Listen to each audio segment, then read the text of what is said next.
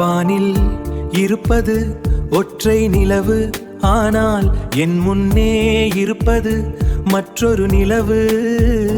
அங்கே நிலவுக்கு மறு உருவம் தேடுகிறாய் என் கண்ணே, உனக்கோ எப்போதும் முறைப்பிறை.